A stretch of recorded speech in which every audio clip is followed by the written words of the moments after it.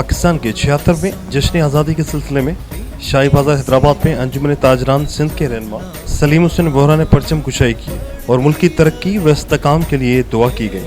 इस मौके पर ताजिर रहनुमा मोहम्मद अब्बास, मोहम्मद यूनिस व दीगर ताजिर मौजूद थे, जबकि जश्न आज़ादी के सिलसिले में बच्चों ने खुसूसी जज्बे का मुजाहरा नित ने मलबूसात ज़ेब तन किए, जिनमें जश्न आज़ादी के डिज़ाइन नुमाया थे। बच्चों के साथ बड़ों ने भी जश्न आज़ादी का जश्न खूब मनाया और ये अहद किया कि हम अपने वतन पाकिस्तान की तरक्की और इस्तेकाम के लिए दिलो जान से काम करेंगे।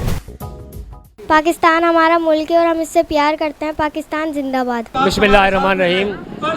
आज अल्लाह ताला ने हमें मुल्क का 76वां यौम आज़ादी देखना नसीब फरमाया है।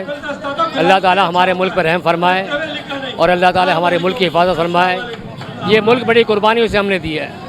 ये मुल्क जो है 20 लाख कुर्बानी जो शहीदों ने दी है उसकी वजह से बना है और अल्लाह ताला इस मुल्क पर रहम फरमाए। और आज तक मतलब जो भी मुल्क में आया वो सिर्फ लूट मारी की है। अल्लाह ताला इस मुल्क को अच्छा हुक्मरान दे। 14 अगस्त का दिन है और पूरी कौम अपना 76वां यौम आज़ादी बड़ी शान और शौकत और खुश होकर के मना रही है। और ये मुल्क पाकिस्तान जो अल्लाह तबारक व तआला ने हमें 14 अगस्त 1947 को जो ये आज़ाद हुआ था, लेकिन ये भी हमारे कौम को याद होना चाहिए कि ये रमज़ान उल मुबारक की 27वीं शब को हमें ये अल्लाह ने हमें नेमत अता की थी।